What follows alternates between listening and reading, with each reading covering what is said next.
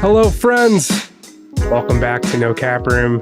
I am back in Brooklyn. Dan is back in his apartment. If you are watching on YouTube. My name is Jake Fischer, senior NBA reporter for Yahoo Sports. And the Dan I mentioned is the Dan who's with me as always, senior NBA writer for Yahoo Sports. It's my man. It's your man.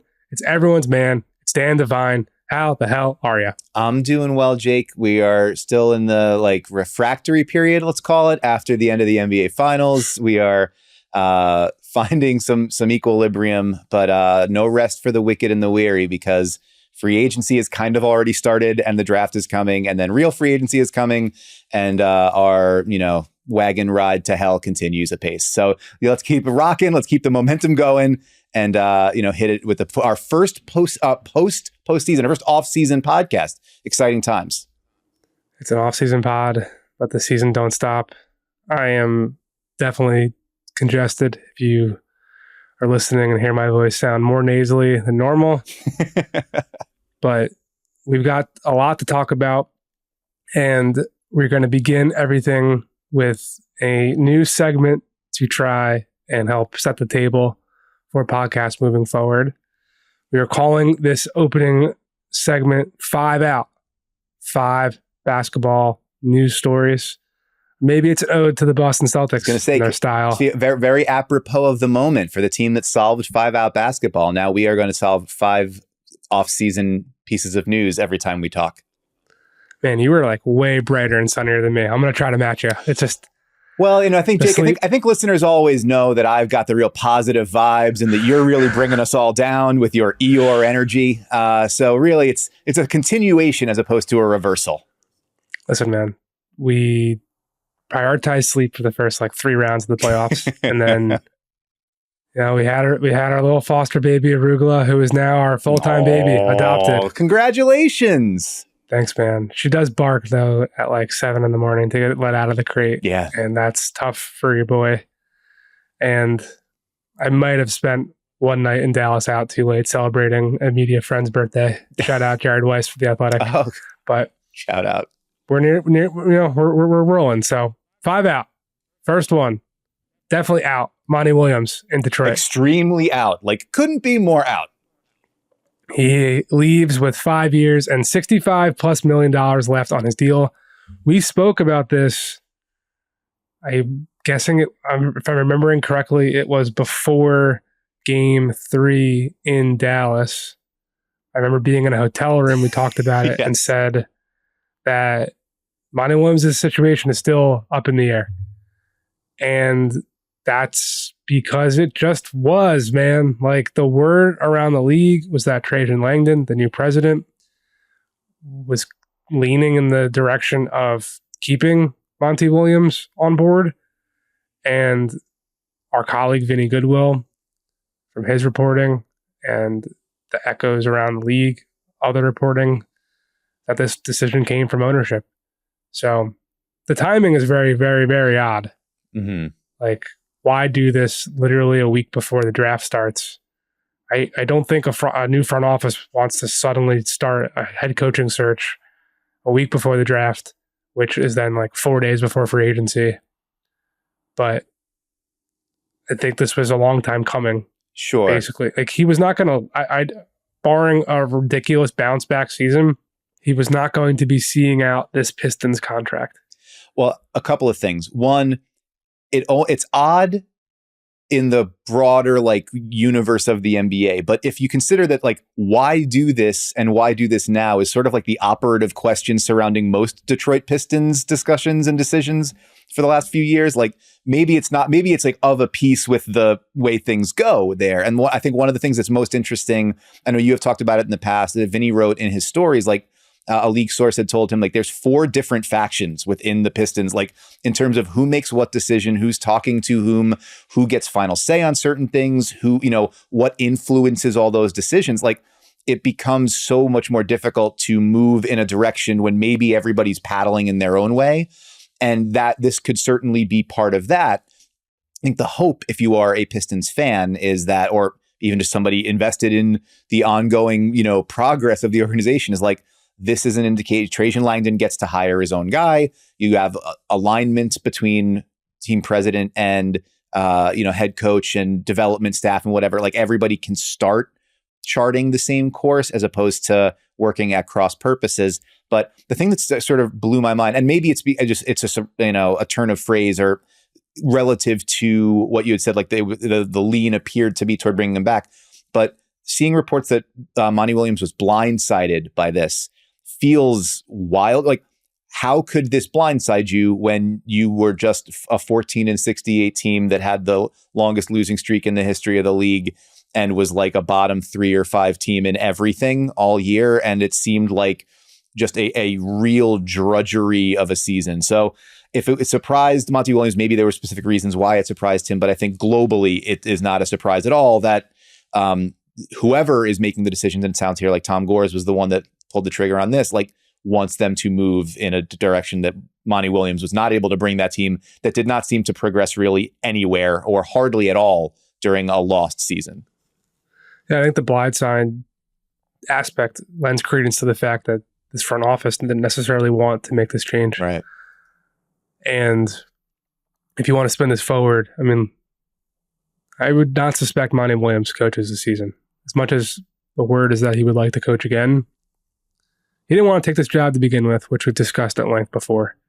So can't imagine him rushing into the sidelines once again. Maybe there'll be some coaching. Maybe he'll be the next in the long line of coaching consultants that has become a trend now around the league, which we will talk about in our next bullet point on 5 Out. But for now, the 2 names that myself and Vinny Goodwill have heard: James Borrego, who is, of course, involved in the Lakers job. To what degree? Seems skeptical, being that they could have hired him since May and have not extended him an offer. And there's definitely word around the league that they would prefer Borrego to be an assistant on JJ Redick's staff, if that were to come to fruition. And JJ Redick is another name in the Pistons world right now. He went to Duke. Trajan Langton's a Duke guy. Always the Duke connection. He used to work with Arntellum on the agency side of things back in the day. That being said, I don't get the sense right now, things could change.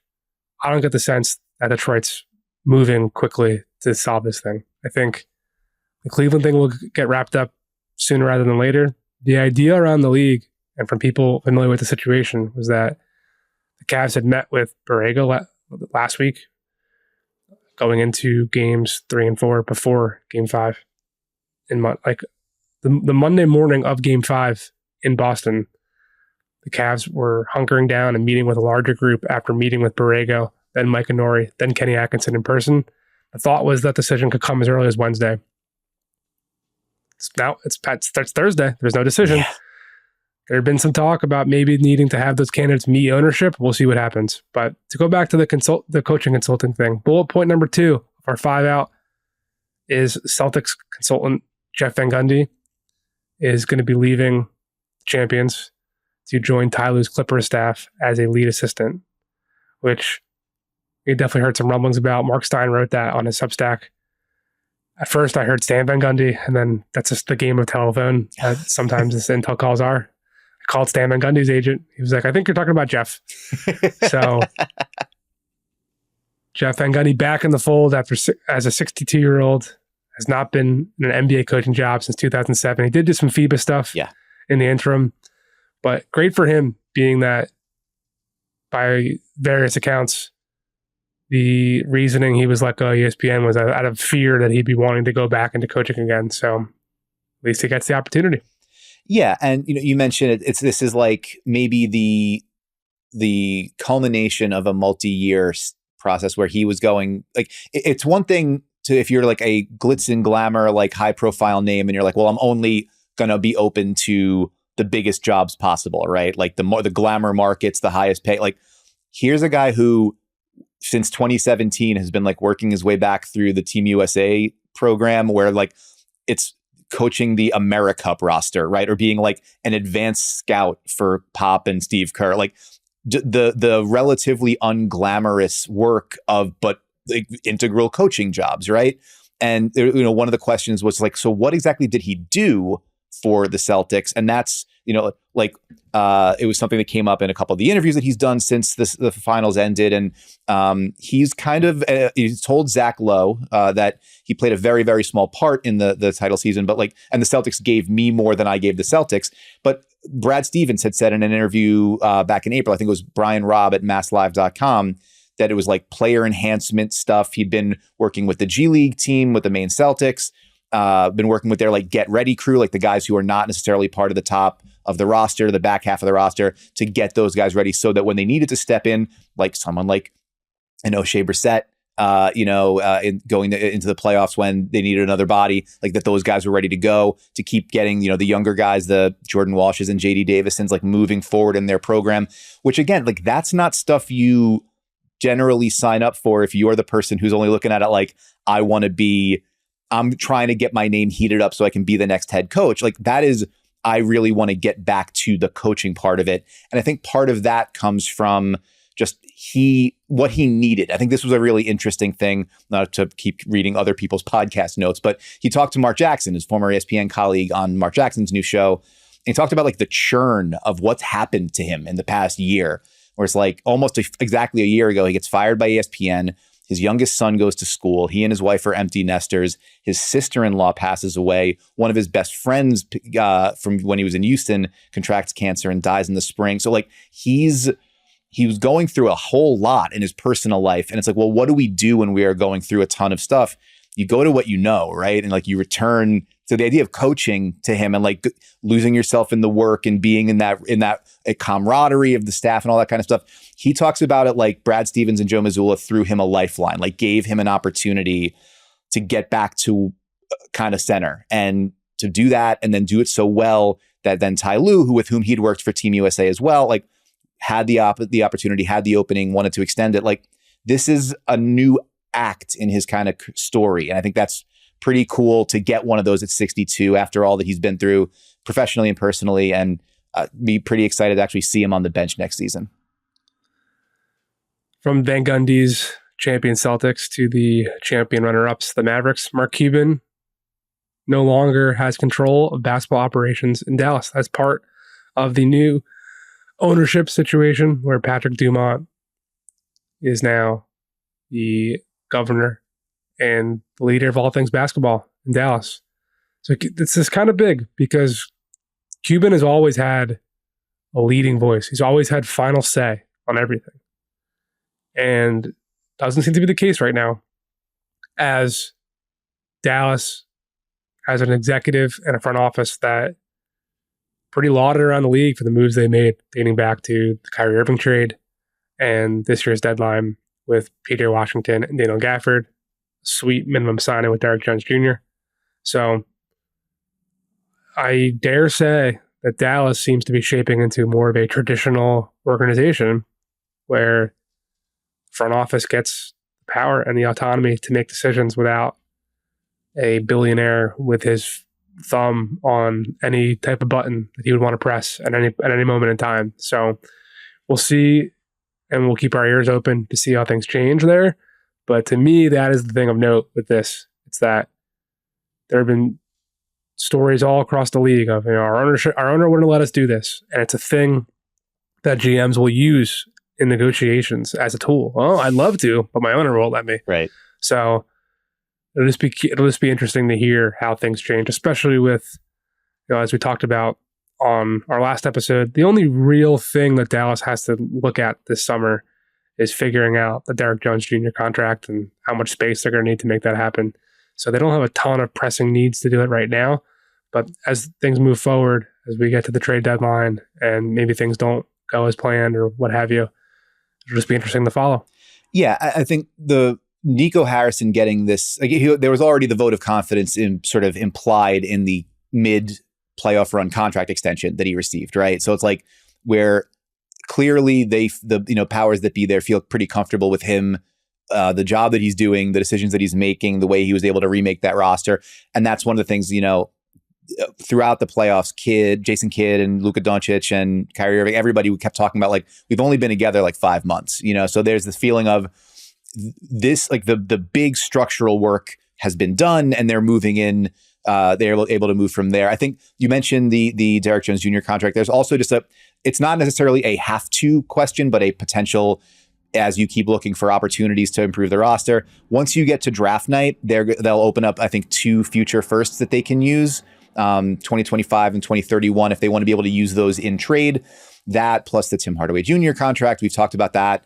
Whether they actually do anything with that or do anything with that in the offseason, or if that's an in-season kind of thing, it at least that's sort of maybe the next transactional domino to fall, or potential, pathway that Nico Harrison and company can go down. But I think you're absolutely right. Like, for a generation, Mark Cuban has been has really wielded that public image. Like, I'm the decider. I'm the one who's going to lead us in whatever direction we go. And it's going to be a little bit odd to not have that. Maybe he's still on the sideline in a jersey or whatever, but to know that he's not the one with final say, or the one where the buck stops with him. It'll be interesting to see how that changes, or if it changes at all, the way the organization moves. But I mean, you got to say, they've moved in a better direction in the last 18 months than they had in a number of years before that, with Cuban being the one who had the final say on those decisions, and the rotating front office they've had around that. So I think still a lot to be excited about in Dallas, although you're right to say it'll be kind of fascinating to figure out what actually changes as a result. Our fourth item here on 5 Out. Joe Mazzulla revealed that he coached the Celtics to an NBA championship on a torn meniscus. So that means we have 2 NBA coaches who were in the conference finals, shout out Chris Finch, with a knee injury. So Mazzulla's quote, "I got to have knee surgery. I tore my meniscus in March after we lost to Atlanta. I'm going to be out a little while. I've been working through it since March." So they had back-to-back losses in Atlanta. It was 2 weeks after Mazzulla tried to block a Royce O'Neal shot after a timeout. Just shout out Joe Mazzulla. I mean, he's the weirdest dude to ever man the number 1 spot on a bench. But you got to own your weird. You got to be authentic. There's too many people in the NBA. I actually texted someone this week something to the effect of authenticity. Clap, clap, clap, clap, clap. Because there's too many people in the NBA who are stunting and performing, and they're not true to who they are, and it's a problem. And it causes problems in locker rooms and in front offices and blah, blah, blah. I want Joe Mazzulla to stand as an example for people across the league to lean into your quirks if it's true. And if you really do think, seeing a clip on Twitter this morning of him on Zach Lowe's podcast saying that he would want to be, this was in relation to his love for the movie The Town, saying that he'd either want to be the mastermind who organizes everything so everyone's prepared. It's all about preparation, or the one with steady hands to crack the safe. Yeah.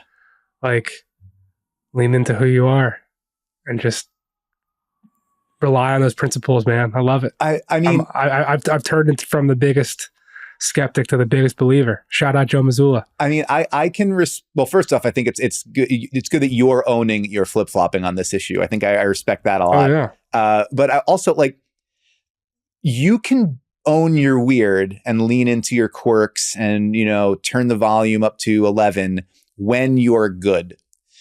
If Joe Mazzulla was coaching, if the record was 14-68 with the 28 game losing streak for Joe Mazzulla, I don't think him being so here's the secrets that I learned in the jungles of Costa Rica. Or are they good in large part due to? They were pretty good before he got to the head coaching job. They were pretty good under 2 other head coaches also. And then since they had those guys, they added Drew Holiday and Kristaps Porzingis. So I don't know. I think it's not to say that Joe Mazzulla is a creation of those guys throughout the postseason run, where he is a genius. He is somebody that we feel super confident leading us, et cetera, et cetera. I would just say though, you get it when it's that old joke, when you're poor, you're crazy. When you're rich, you're eccentric. Joe Mazzulla gets to be quirky because they just won the whole thing. And they were really good even when they didn't win. They got into the conference finals last year. And even that, they made the conference finals last year with the quirks, and he was raked over the coals because they didn't win. Right. So, but that said, you get to enjoy it. To the victor goes the spoils, and those spoils can include, planning out your heist crew with podcasters. The other thing I would say though is my favorite part of it is after like the next thing Joe Mazzulla said after he says like, I tore my meniscus, I'm going to need surgery, is like, first things first, I got to get back on the mats. So like priority one, as soon as you're healthy, rolling Brazilian Jiu-Jitsu. Let that be a lesson to everybody. Like, yes, it's important to get back on the whiteboard. It's important to think about what you can do to further optimize your 5-out offense and your switch heavy defense. But really, job one is you got to get out there and start working on your submission game again. What's your version of getting back to the mat, Stan? Well, it's definitely not going to be rolling Brazilian Jiu-Jitsu. I think that's that. I don't have the facility for that. My version of getting back to the mats. Well, I mean, after I have my off-season surgery, is probably going to be. I actually do have to get my shoulder checked out. I've had a messed up left shoulder for a while, and I wanted to get a referral to get somebody to look at it, but my primary care said I got to go to him first. So it's a whole thing. I don't know when it's going to happen. It's a whole thing. But I think honestly, getting back to the mats for me right now is like watching Drag Race with my wife, like watching RuPaul's Drag Race. It is a wonderful sort of off ramp from the NBA season for me, and that's the way I'm spending my nights. Like your own wellness, fitness, health routine. Dude, but that's okay. I don't have a wellness, fitness, health routine. I just kind of keep deteriorating, and we've been doing this for about almost 15 years, and we're just going to see how long we can keep it going. The downward spiral continues. I think for me, it's biking. Get on the two wheels. Hit the bike lanes. Stay safe, beloved. It's tough out there biking in these streets of Brooklyn. Knock on wood. Only had one fall so far. It was, I don't know if I've ever told this story. It was like either the day of the draft or free agency starting. My first year at Bleacher Report, things were going well. Phone was blowing up. I remember I put on my brightest outfit possible. I was like, it would really suck to get hit by a car right now. I was like, I'm about to like land the plane on this career climb I've been trying to do for a decade. And I must have jinxed it, but I was going west down to Cobb Avenue on the way to the Prospect Park. And there was a car in the bike lane with its hazards on. Cars, do not park in the bike lane. You should get ticketed. Should be a thing. Yeah, sometimes you got to drop the kids off at camp. You know what I'm saying? Like it's a tough decision to go around it. Looked over the shoulder to see if there's any traffic coming. Tire got caught in a manhole, flipped, ended up on my back as a car is coming, yelling, "Stop! Stop!" So we're fine. But so you said, man, it would be a really bad time to get. What's a good time for you to get hit by a car, Jake? Like after you've created some type of wealth for your family to live off of in your deceasedom. Anyway, last item of 5 out, swinging the ball to the corner. Rich Paul went on the record with ESPN's Jonathan Gaboni and listed the 5 teams that they think he's going to go to. That they think who's going to go to? Sorry, Bronny James. There it is. One, LeBron James Jr. Call that a hockey assist, the extra pass. And look, I've talked to Rich about this as well. His whole thing from the jump has been, I've done this before. I did this with Brandon Boston Jr. with the Clippers. I did this with Chris Livingston. That they care more about fit and situation than they do about how high he goes. There's certain, every agency does things differently. Like right now, all this word that Atlanta is not a situation that WME wants Alex Sarr, the top prospect out of Perth, Australia, who's French. He played at several different places, went to overtime elite. They don't want him to be a member of the Hawks, which could cost him $9 million in theory over the course of 4 years. But it's all about that second contract. It's all about fit, blah, blah, blah. Rich Paul has said to me, he views Bronny James as some type of Eric Bledsoe back in the Clippers or TJ McConnell right now with the Pacers. This is what he said. And Peyton Pritchard with Boston. Like a guard that has win now capabilities, high IQ, thinks the game, that has room to grow, but is ready to contribute right now to a winning postseason team. So all the teams that they mentioned, that Rich Paul mentioned, Lakers, Suns, James Jones, very close confidant of LeBron James, and they won titles together. Now the GM of Phoenix.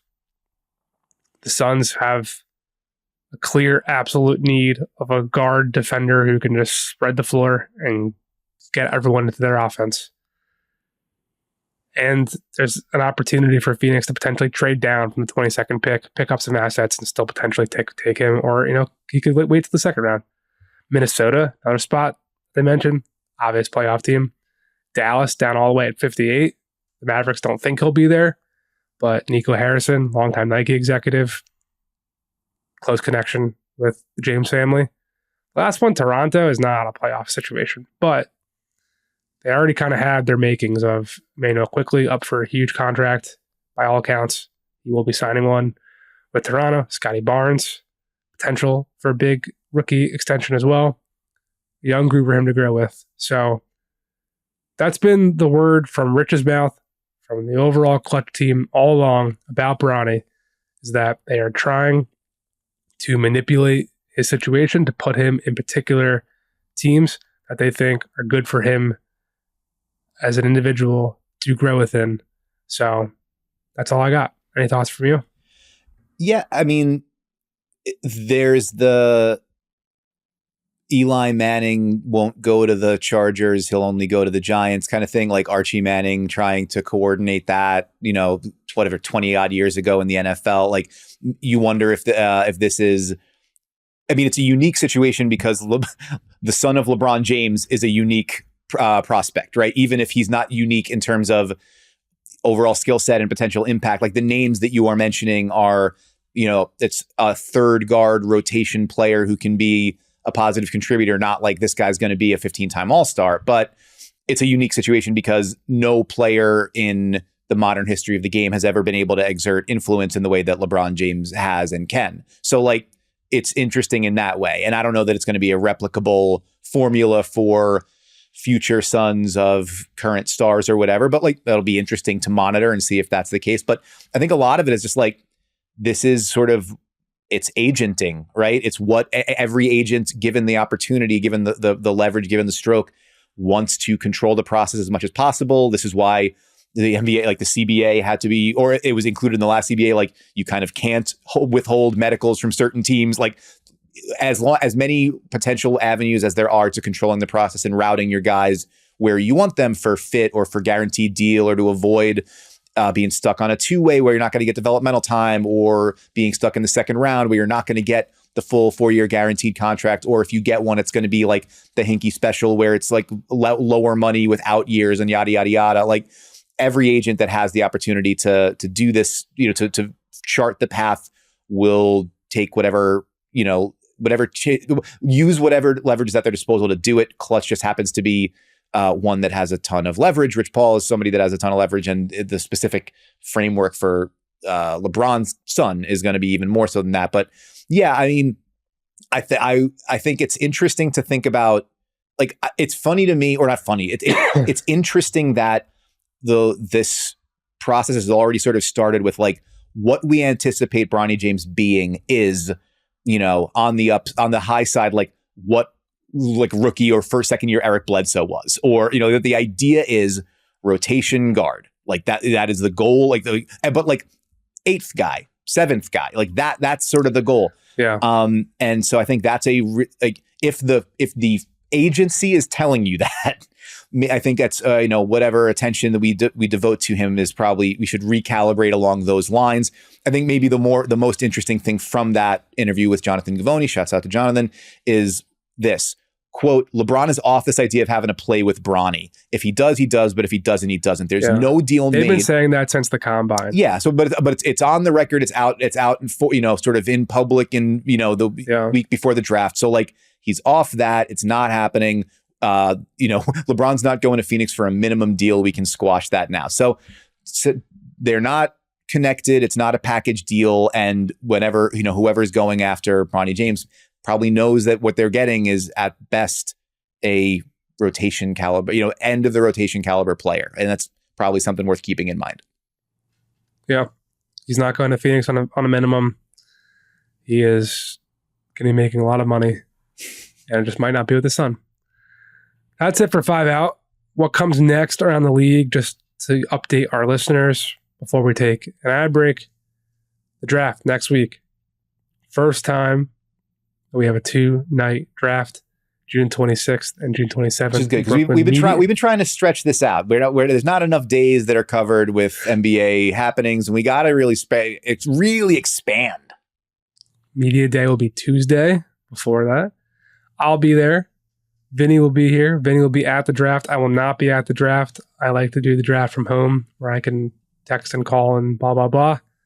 Kristen Peak will do an on the clock after round 1 completes on Wednesday night. Shouts out to Kristen, man. She's grinding right now. She's like, it's shows and articles and columns and everything. She's got a ton coming out these days. So check her out. All her work at Yahoo Sports. There will be a no cap room on Friday, but I'm just going to throw it out there as we're recording. We could, in theory, do it Thursday night because the draft second round starts only 4 o'clock in the afternoon on Thursday. So there is a possibility. I'm just throwing that out. It's an off the mic conversation. Our team. Let's work that out. Off the mic conversation. NBA free agency officially begins June 30th on Sunday at 6 p.m. Eastern. Then we've got Summer League, July 12th to the 22nd. I'll be there. Vinny will be there as well. Team USA men's basketball will begin the Paris Olympics, July 27th. And then the WNBA trade deadline, August 20th. So that is the calendar up ahead. We will take a quick break for some ads, and then we'll be right back to talk about the unofficial start of NBA free agency. Welcome back to No Cap Room here on the Ball Don't Lie podcast. Free agency officially starts for everyone June 30th at 6 p.m. But after the finals ended on Monday night, starting 12:01 Eastern Time Tuesday, teams were eligible to start negotiating with their own free agents. We got the first deal, which was expected to be the first deal, I think, around the league. Pascal Siakam, 4-year max contract to stay with the Pacers. The next one, I think, and the way these things all get signed and the order of it will be important for the cap gymnastics of teams. I think the next one everyone's looking at is Tyrese Maxey's extension in Philly. One thing I will say, after some calls this week, the league, which is representing the teams in the terms of the two sides negotiating the CBA, the league was the one, from my understanding, to push this item across the agenda of having this early negotiation window for teams with their own free agents. It kind of seems, the early returns, it kind of seems like this actually is negatively impacting the team side of things. Because the way this used to work, you look at PJ Washington as recently as last summer when he was still with Charlotte. Think back to Larry Markkinen when he was on the open market in Chicago. His was a restricted thing, so that was more complicated. But in general, teams always had the ability previously to say, hey, if you think you're worth $20 million, I'm just throwing out a random number, go out to the market. If you can go get that, great. Bring it back. We will take it. Not exactly like how it's technically supposed to work when you're unrestricted free agent. But if a player wants to stay and a team wants to bring the player back, but they're just not seeing eye to eye on numbers, that's typically how things have gone. Now, if you're Nick Claxton in Brooklyn, and everyone throughout your time there with the Nets has said, oh, we love you. We want to keep you. So, okay, well then show me the money. Yeah. And if they're not, which the word right now is that they are not necessarily locked in there, although I do expect Nick Claxton to remain in Brooklyn,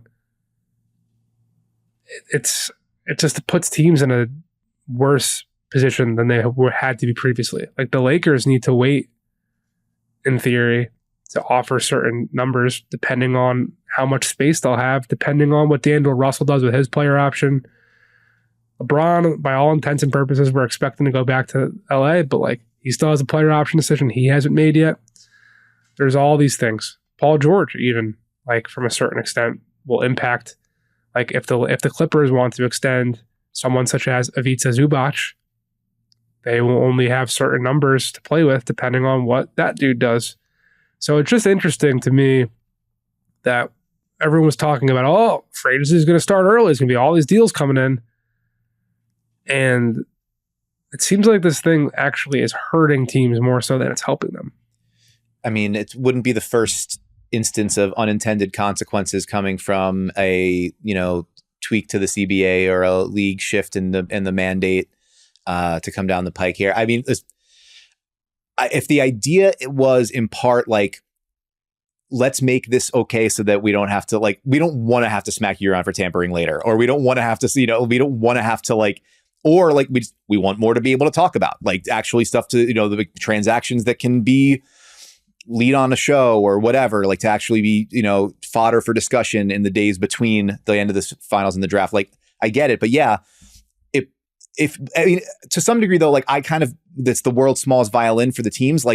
It's up to you to make that player understand why, or show that player the money, right? Or get the deal done in advance. If the Maxey point or the Paul George point, I think those are interesting. I think everyone expects the Maxey deal to happen, but it knows that it needs to happen as order of operations wise after Philly fills up the rest of its cap space, right? And then you go over the top to bring him back. So I don't think anybody's well, is that going to engender bad faith or anything like that? But with Paul George, yeah, you can't get anything else done until you know if he's going or not, and he can't negotiate with anybody else yet. So, and based on everything we've heard before that, if the Clippers were willing to go full boat max on Paul George, this probably would have been done a while ago. So, if the terms of engagement have not changed, it creates more opportunity for noses to get out of joint about it. But if you didn't want that, then you said noses to get out of joint. Yeah, that's an old timey phrase. You're not familiar with that? Never heard get that. Your nose out of joint. You said many old timey phrases on this pod. That's definitely one I've never heard before. I mean, do you Google Jake Fisher? It's a real thing. Yeah. Get your nose out of joint. I'm not saying you're wrong. I'm saying I'm learning. It's maybe as old timey as the Brooklyn Dodgers had on your head right now. It might stretch back to the 40s and 50s in this sort of thing, like a Mia-C gangster would say, your nose out of joint. In any event, whether the early start is a good thing or a bad thing for teams, I think we'll see over the course of time if it has any impact. But what is definitely going to have some impact is what some of these top names decide they want to do when actual free agency opens. For sure. I think every free agency period, to me, the way I've always described it since I've been doing this stuff, there are always big dominoes that have to fall because things overlap at typically a positional level, but also from this team has cap space level. I think there's really two big ones this year. And the wing market starts with Paul George.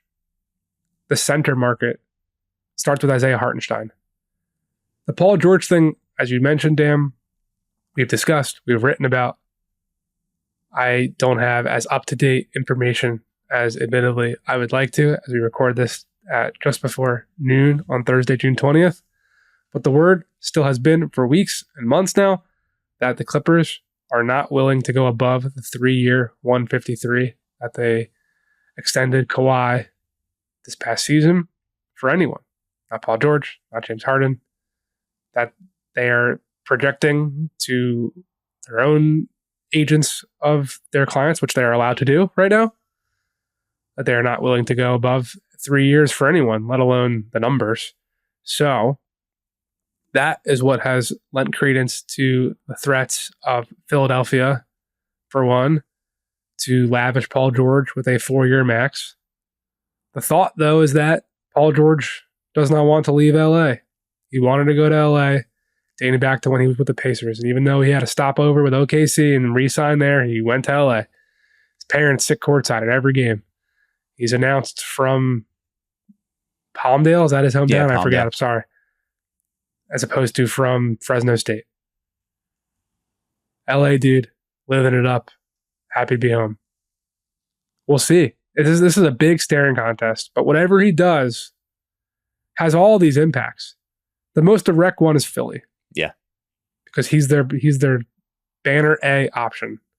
The Sixers would prefer to use their space. They have upwards of $60 million. They want to use their space on someone as opposed to having a mortgage draft capital to add someone, because they would like to keep that draft capital to further add once they were to bring a third star next to Tyrese Maxey and next to Joel Embiid. So, who is being held up? What other dominoes are being held up by that? You may be asking. All the wings, from Klay Thompson to Kentavious Caldwell-Pope, Miles Bridges. Those are like the biggest names, I would say, at this juncture. OG Anunoby as well. His situation's also looped into the Paul George thing because he is someone on Philly's list that they could go and use that cap space for. He is someone that potentially could be sent out of New York if the Knicks were to make a move at Paul George. So there's all these overlapping circles that will impact one another. And it really does come down to just what does Paul George do for a lot of this stuff. The secondary things will swing. I don't know what to say to swing this over to you, Dan, but I guess I'll say, what is your reaction to that? Well, to be honest, my first reaction when you sort of described the dominoes in the wing market and you said, what Philly does will impact Klay Thompson. My first thought was, is Klay Thompson somebody that Philly's keeping an eye on? Because that because that we wrote that in wherever we did it in the big Paul George Sixers stuff that we discussed. He's on their list of backup options. Right. Yeah. Which, so for whatever reason that maybe I just forgot that because the last couple of months have been such a sinkhole for my brain. But like the idea that we'll get to the Warriors when we get to the Warriors, but like when I think of it's like what would the hope be for Klay Thompson? It's like if Buddy Hield actually shot fast, is that sort of the idea of what they would be looking for? Like we continue to look for a wing that can do some of the handoff stuff with Joel, who can be the floor spacer, but is actually like, accurate, high volume and quick with it. And so I think that's interesting to me from an on-court perspective, but also you wonder like Klay with the step he's lost totally understandably due to the injuries that he's dealt with defensively, like where does he fit into what Philly wants to be there and what, Nick Nurse wants that team to be. So I think that's interesting to me. Just, I started sort of spinning my wheels on what on court that looks like before we even get to the point of like, can I even imagine literally what it would look like to see Klay Thompson in a different uniform, which is I think something that we're increasingly having to get our minds around a little bit, which is kind of wild. Yeah, we'll get to that in the Warriors section because there's plenty to talk about with Golden State. I guess actually, sorry, before we go further, you're asking like where does my mind go next? Is the Anunoby and Hartenstein being like pivot points in the market, right? I know you had written that there's probably more suitors than you might have anticipated for Isaiah Hartenstein, especially coming off the sort of fantastic postseason run that he had. I guess the question as we sort of handicap moving into the free agency period is like, how significant of flight risks would you say that those guys look like they are for New York at this point? Depends on who you talk to. Mm-hmm. You talk to certain people, they'll say OG Anunoby has wanted a larger offensive role dating back to his time in Toronto, and getting to New York, he has been a little miffed by being like the fourth banana to the Villanova triumvirate. And that's before Julius Randle comes back from injury. And then there's the money stuff where allegedly, the Knicks have gotten, there's all the CAA Knicks stuff, and like Knicks have gotten a lot of team-friendly deals from CAA clients. Doesn't seem like that's something OG Anunoby wants to do. So is there more money out there for him? If Paul George isn't available, I definitely think the money's going to be there from Philly.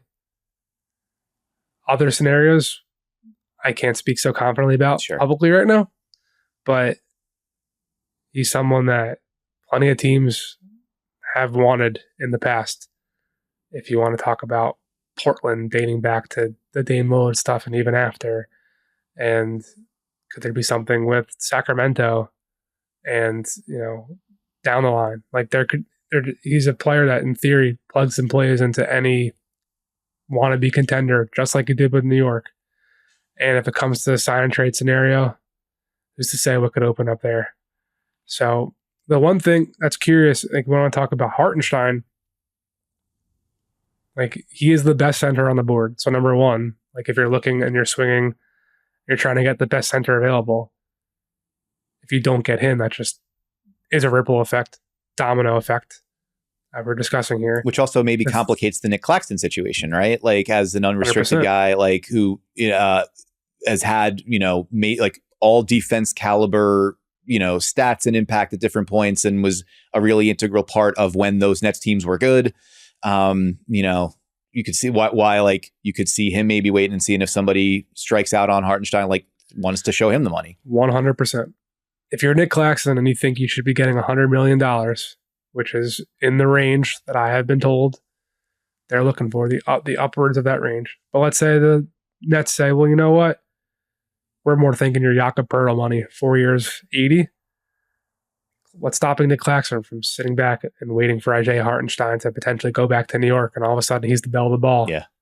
The one big spot that everyone mentions for Hartenstein is OKC. And there's talk of a 2-year big type money, like Brook Lopez type contract that he just signed in Milwaukee last season that will be available potentially for Hartenstein, which people always say it's so hard to find out what OKC's doing. They send out smoke screens and blah, blah, blah. Like 2 years ago, everyone heard, maybe it wasn't 2 years ago, whatever year Spencer Dinwiddie was on the market and he ends up signing with Washington and turns into a 5-team sign and trade. There was all this, I think that was 2021, if I want to say correctly. So 3 years ago, there was all this talk of, Dinwiddie could be getting a massive 2-year balloon deal from OKC. Everyone's like, who's to know if that's true? Like that, for my accounting, was accurate. Last year, OKC was a team that was in the mix for Bruce Brown. And they did make a big offer to Bruce Brown before he signed with Indiana. So that was true too. So there's 2 recent examples of big short-term money deals that OKC was rumored to potentially do that they actually absolutely got in the mix for. They didn't sign either of them, but they got in the mix for. So they've been linked to Claxton as well, and a potential sign and trade spot or just a potential spot for Patrick Williams, and so on and so forth. They can't, they have $35 million in space, so they could in theory sign 2 guys, right? Like if they want to give a $23 million a year balloon payment to someone, they could still have 10 left over, but they can't pay that 20 million plus to all these dudes. So the Thunder are also a big domino in this and where that space goes, because they're one other team, just like Philly, that is good, that is a legit contender, that actually has wiggle room to do something big. And there's someone that rival execs have been looking at to capitalize before you got to pay all your guys, and they haven't yet. So this is a period that I think a lot of teams are looking and waiting to see if they actually do something with it. That's the dot that I keep connecting there is I'm like, well, where was Oklahoma City short in the playoffs, and which guy fits into that space? And I'm like, well, if you had a 4 who could defend and shoot that teams had to respect, that they couldn't sag off of. I'm like, how does OG Anunoby get to Oklahoma City? I think that's the dot to connect to me, where I'm like, if there's like a stalking horse team, and maybe that's just, that's me playing fantasy basketball or, 2K roster construction. But like, and it's also why I would imagine if I'm OG Anunoby's representatives, I'm saying, we're not just necessarily going to jump at the first offer, because there's a couple of teams that actually do have pretty big money to spend that also satisfy we want to play for championships. We want to be in big competitive situations, whether he wants to be in Oklahoma City or Philly or anywhere else, who knows? But that, like, from a basketball perspective, the thing that Oklahoma City was missing is the thing that guy does great, and turns a team that has one Achilles heel into one that might be a little bit closer to solved. So I don't know. Yeah, I think what happens with, like, obviously we're here in New York. I have an ancestral lineage as a Knicks fan. I'm going to be paying attention to what the Knicks do there. But I also think the guys specifically that are on the market from them, and that the teams that could go and try to like reorganize with those guys, I think that's pretty fascinating to me. And Anunoby coming off the injury, which was also part of the reason why he didn't maybe get all those long-term offers in Toronto and yada, yada, yada. Like, there's a lot to sort of figure out there. One last domino I want to highlight, just because I think it's sneaky. DeMar DeRozan in Chicago. Yeah, what the hell do you do with him? I believe, as I consulted with someone yesterday, he can only sign a 3-year deal because of the over 38 rule. Mm-hmm. His contract, it's been described as something that will set the tone and a barometer for whatever deal James Harden will sign with the Clippers. Because I think the Clippers want him back. I think he wants to stay there. And I don't think there's anyone else who's going to come close to the type of money that will exist for Harden at the Clippers. That's literally my notes on Harden is like, seems pretty obvious. He wants to be in LA. They don't want to lose him. They can't replace him. So it's just a question of dollar sign and how comfortable he is with a haircut. The thing with DeMar too is like, you hear two things about Chicago right now. That they're trying to bring DeMar back. And that they're also trying to be very active, and their roster is not going to look anything like it was this year, even though they haven't traded a human being in 3 years. So those two things can't be true at the same time. Alex Caruso's had a ton of interest on the trade market from everyone the last couple of years. Patrick Williams is a name we mentioned earlier, who has all the upside in the world, number 4 pick in the 2020 draft. And just hasn't been healthy enough, hasn't strung together enough consistency to maximize that yet. Still super young, though. Was drafted at, I think, was the youngest guy in the league at 19 years old. Youngest guy in the draft that year. But there's plenty of talk about there being potential interest from Toronto and him being a possible backup in Charlotte, depending on what happens with Miles Bridges. And like we said, he's another name on the OKC rumor mill. So what happens with him will be an interesting inflection point. Lonzo Ball saying he's coming back. I hope so. I mean, would love to see it. It's been an awful long time since we saw that dude run. It'd be cool to see him do it. Yeah. So it's just, there's plenty of stuff at stake in Chicago while they're also trying to move Zach LaVine. And to me, it just, how much money is on the books for DeMar and for how long into the future is going to be a massive chunk of their cap sheet. It's going to help determine a lot of their other stuff they're trying to do. So that's the last one I wanted to highlight. Yeah, with him too, I think and this is admittedly maybe a failure of imagination on my part, because I'm like, if there isn't money there, or if they decide to go in a different direction, or if he doesn't like what they're offering or whatever, where does DeMar DeRozan fit naturally, right? Like, you don't imagine DeMar DeRozan is going to want to go to a team that, you know, isn't close to competing or contending. You know, he's just done sort of his intervening years at a place that doesn't have a whole lot. I mean, before that, it was San Antonio, where they were not really competitive outside of that, that 1 year where they played Denver in the first round. Like, you'd imagine someone getting towards the end of his career who's already made quite a bit of money in the league, who missed out on the title year in Toronto because he was the piece that went out to bring Kawhi Leonard there, so that they, you'd imagine he wants that opportunity, deep playoff runs again. But like, where does he fit? Because, I know there had been dots connected with Philly in the past, but like, in terms of the shooting component and being a third offensive piece next to between Embiid and Maxey, does he provide on the defensive end what you would want from that kind of piece? It's not as clean a fit as someone like George or even Anunoby might be. Like, it's a little bit tricky to find a place that is both close enough to contending and would have the money to spend on him, that also would provide a role commensurate with his esteem and reputation, but also wouldn't be like compromised to some degree by the holes in his game. He's an interesting guy to try to figure out where he fits, and I don't feel like I've got a good answer for it. I think a lot of people are waiting to find that answer as well. Our last segment of the show, before I blow my nose and try to make more phone calls, we are going to vibe check the Golden State Warriors.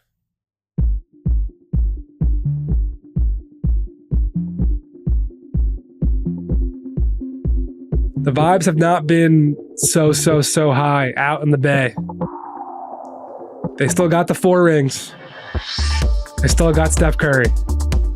They still got Draymond Green. They still got Steve Kerr. Everything else outside of Gary Payton Jr. picking up his option, $9.1 million player option for Gary Payton next season. It gives the Warriors the flexibility to extend him this offseason. I'm not so certain that's so guaranteed, Because another guy who's had injury stuff throughout the last couple of years would stand to potentially benefit being healthy, playing a full, not 82, but full season and getting back out in the market with that under his resume. But they got a lot of questions. They are already expected to be paying the most in luxury tax for next season as things stand. They just paid an estimated $177 million just to miss the playoffs. Biggest thing for sure is the Klay Thompson stuff, which at this juncture, I am starting to be skeptical outside of the Philly backup plan option for him. There's really much of a market out there because the Orlando stuff, I'm not so certain about. Definite word that the Magic are only going to be willing to offer like a 2-year balloon payment bigger than what they did for Joe Ingles last year. But that is a data point to suggest that Orlando is willing to do such a thing. They gave Joe Ingles a 2-year, $20-ish million deal a year ago that he wasn't getting anywhere else with a team option on the second year. But also 2 and 22 for Ingles, as you said, with a team option in the second year. That I have to imagine is dramatically below what Klay Thompson is sort of imagining. So like, where is the middle ground on an offer like that? And so this is, you are a sourced reporter. I am just some fucking guy. But my guess as all of that Magic noise started, that what it seemed to me like was like, well, that's Klay's people trying to make sure there's a market if they don't like what Golden State's saying. And that never totally passed the smell test to me. A guy who has been so deeply tied with this organization is going to leave to go to Orlando. That never really sort of made a ton of sense to me. And that's exactly where I was taking it, because Klay turned down a 2-year 48 or 50, whatever the exact number was, deal from Golden State before last season. I don't know if he's even getting that much from Orlando. You know what I'm saying? In a hypothetical situation. Mm-hmm. Like that Brook Lopez 2-year 46 number we talked about for Isaiah Hartenstein. After what that dude just did last year, that dude being Klay Thompson, I don't know how you could justify giving that type of deal if you are the Magic. So at this juncture, I am skeptical that there is going to be a wealth of interest for Klay on the open market. Does that play into Golden State's hands? I don't know. But right now, that's where I'm currently standing on it. Yeah, which, I mean, divorced from context, like this is a guy who did average like 18 points a game and shot 39% from 3 on 9 a game. Like he still provides value in that role. He is not obviously, as we mentioned earlier, not the defensive player he was in years past. He is not, there was a lot of like, shoot to get hot, shoot to stay hot. Oh, whoops, I never got hot from Klay Thompson last season. But still somebody, I think close to 600 made threes over the last 2 seasons. Like there's still the thing that he does a better than almost anybody in the history of the sport, he can still do. So there's still value there. And the thing that I keep coming back to, like as frustrating as the Warriors were last season, and we talked about it, the Draymond Green suspensions, the Draymond Green drama that is associated with it, the inability to kind of keep Andrew Wiggins productive, to get much out of him, the Jonathan Kuminga ups and downs as far as where he was in the pecking order and how much Steve Kerr trusted him and how much he trusted Steve Kerr and all that. Like there's still, like, through all of the bullshit in the 720 minutes that the Warriors had Stephen Curry, Draymond Green, and Klay Thompson on the floor, they were plus 81, plus 6.2 points per 100 possessions, scored like a top 10 offense, and defended like a top 5 defense. There you go. Like it's still it does now. That guarantees you nothing in this West, right? And we've been talking about that. Like, it's not just the Mavericks making a run. There's the Thunder. There's Memphis maybe making a comeback. I shouldn't talk about that because you want to go there. There's the Spurs on the ascent with Wembanyama and whatever they wind up doing this summer. There's Denver, the defending champs, coming back. We'll see. You mentioned KCP earlier. Still certainly some things that need to get shaken out there. on and on and on where the Clippers go. There's so many competitive good teams. Minnesota just made the conference finals and they still have their main guys together. Like, it's so densely packed and so competitive, but the fundamentals of what that team has been still more or less work when you can get everyone on the floor together. And so you'd need, I think, a compelling reason to move in a different direction. I think one of the more interesting questions in that realm is, I think ownership finds it a pretty compelling argument to say, we need to get out of the tax. We need to stop paying this much money for a team that has not made the playoffs in 3 out of the last 5 years, even if one of those years they won the title. And so if you're talking about not just getting under the apron, but getting out of the tax, that's like, we're taking a wrecking ball here. And maybe that's where the Klay Thompson exit goes. Maybe that's where the Chris Paul conversation winds up going. Maybe that's where, you figure out what I don't imagine there's going to be a whole hell of a lot of a market for Andrew Wiggins with the money left on his deal and the play that he's had. But like, that's where you start looking at shaking time, because you just mentioned $177 million just in tax, not even with salary, like $300 million all told to miss the playoffs. And like, if you don't see a better pathway or a pathway further up the standings, then that's where you got to start thinking about tearing it apart. But how do you do that with Stephen Curry, like, still there? Yeah, it's like Mike Dunleavy Jr. took this job, and I'm sure is well compensated to do it, and is very happy to be doing it. But man, there's an awful lot of rakes to step on and holes in the ground behind him that he's got to start weaving his way around. The biggest one is Chris Paul's contract. Yes. And I can guarantee you he's not making $30 million to play for the Warriors next year, but they have a non-guaranteed date of 6/28 that they're trying to figure out. There's been plenty of reporting out there. They could agree to push that back and give CP a little bit more guaranteed to do that. That's kind of how that quid pro quo works. I think they are absolutely exploring all kinds of ways. The pie in the sky options are like LeBron and Paul George on what to turn that $30 million into. Don't know if that's really a realistic outcome, but where else can they go? This is a super creative. This is a team that turned Jordan Poole into Chris Paul that we didn't see coming, a week before it happened. So they're right back in that situation with him. They've got a guaranteed decision to make on Kevon Looney, which comes sooner. I believe it's June 23rd. So it's the day of the draft. Or no, excuse me. That's the Sunday before the draft. And those are the two next decision points that are going to push key critical decisions in Golden State and their optionality moving forward. So we shall see how that all unfolds. But the Warriors, to Dan's point, have not shown a keen interest in paying all that luxury tax if it's not a team they think really can compete for a title. But they still have Steph Curry playing at an MVP type level. And while they do, I've gotten every indication that they're going to try to furnish a roster around him that they think can. It's just not going to be easy. They have one of the more interesting, like if we talk about Dallas just having to figure out the Derrick Jones thing, the Warriors have one of the more interesting front office predicaments, I think, across the league, being that they've had all the success, they have pieces in place, but not necessarily all the pieces you would want that thing could win a title in 2025, and a potentially very expensive roster if things don't go a certain way. And one more thing before that's it, is that one thing that, we just watched a team go from missed the play-in to the finals, right? But what did Dallas have that helped them do that was the 10th pick in the draft, right? The Warriors, by missing the playoffs, would have had the 14th pick in the draft.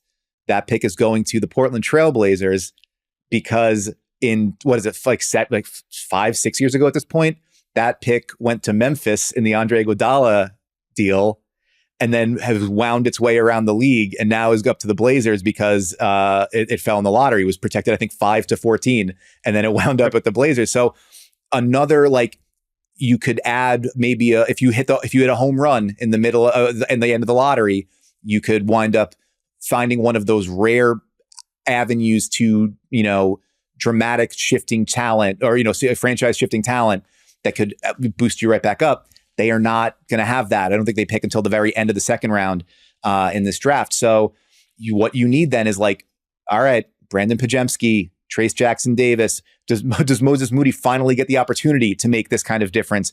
Jonathan Kuminga, this is the opportunity. Like they now are counting on dramatic improvements and those guys lifting up the level to be able to meet Steph's level, to be able to get back where they want to go, and to be able to do it, for a significantly less dear cost than they've been putting into the roster. And it's a tough place to be, but as you said, very creative front office, and they've got the most important thing that you need, which is number 30. There you go. That's all I've got for you today, because I need to go blow my nose immediately. Thanks to super producer John Gennaro, who does all the things to make this show look and sound great. Please subscribe to Ball Don't Lie on YouTube or whatever podcast platform you're currently listening on, and leave us a 5-star review. We thank you for listening. We'd appreciate it if you came back again next week for another episode of No Cap Room.